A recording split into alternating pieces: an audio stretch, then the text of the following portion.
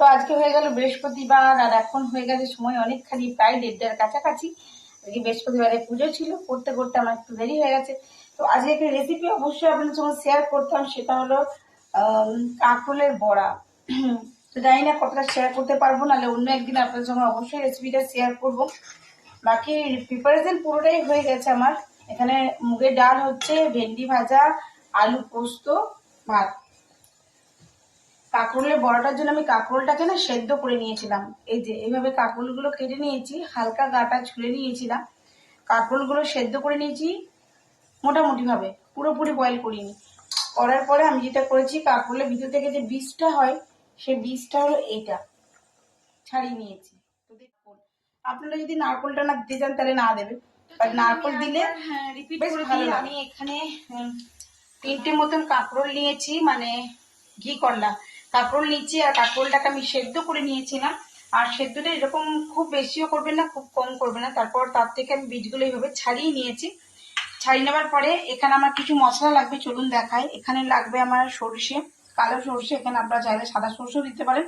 দিয়েছি কাঁচা লঙ্কা, test according, জানেন সরষেতে ঝাঁঝটা হবে, অতএব ঝালটা আপনারা নিজেরা একটু বুঝে নেবেন। আর এখানে লাগবে আমার কিছুটা নারকোল, নারকোলের ছালগুলো ছাড়িয়ে নিয়েছি, একটুখানি লেগে আছে। তো চলুন আগে এই বীজগুলো আমি এর মধ্যে দিয়ে দেবো। এখানে যদি শক্ত বীজ থাকে তো সেটা ছাড়িয়ে নেবেন। এখানে খুব একটা শক্ত বীজ যেহেতু নেই, তার জন্য আমি সবগুলো দিয়ে দিলাম। আর এই নারকোলগুলো আমি এখানে দিয়ে দেবো। আর এটা পেস্টটা হবে খুবই একটু শক্ত টাইপ করে। এবার আমি দিয়ে দেবো সর্ষেগুলো। এটা আমি সবটা এখন পেস্ট করে নেব। এখানে এখন আমি সর্ষেটা বসিয়ে দিয়েছি, তখন এর মধ্যে দিয়ে দেবো একটুখানি নুন, তাহলে তিতো ভাবটা দেখায়। আমার এখানে পেস্টটা রেডি হয়ে গেছে, বাট আমার ক্যামেরাটা অফ হয়ে গেছিলো, তো আমি তখন দেখতে পাইনি। আমি এর মধ্যে একটুখানি চিনি আর একটু হলুদ অ্যাড করেছিলাম, ঠিক আছে। তো চলুন দেখুন, আমি একটা থকথকে পেস্ট তৈরি করেছি, আর এই পেস্টটা আমি এটার মধ্যে মানে এই বাটিগুলোর মধ্যে ভরে দেবো। তো চলুন দেখতে থাকুন।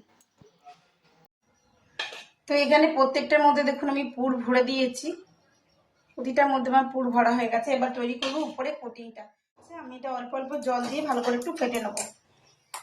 এই জলটা কিন্তু আমি নর্মাল টেম্পারেচারে একটা জলই ইউজ করছি।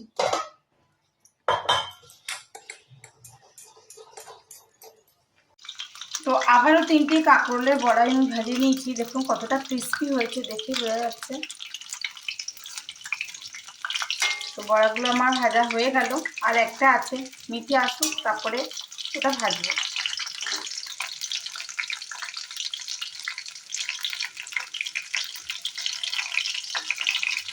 আমার দুপাশটা আমি ভালো করে লাল করে ছুরি ভেজে নিয়েছি। এবার আমি এগুলো তুলে নেব। কেমন লাগলো আমার কাঁকরোলের বড়াটা, পুর ভরা কাঁকরোলের বড়াটা, অবশ্যই জানাবেন। তো আমি দুপুরের লাঞ্চ রেডি করে দিচ্ছি, আর দেখুন আমার কাঁকরোলের বড়াগুলো এরকম। অবশ্যই বাড়িতে আপনারা ট্রাই করে দেখবেন। আর আমি মিয়োনিজ আর সসের সঙ্গে এখন খাচ্ছি, কারণ সকাল থেকে তো কিছু খাই না, যে বৃহস্পতিবার পুজো হয়েছে। তারপর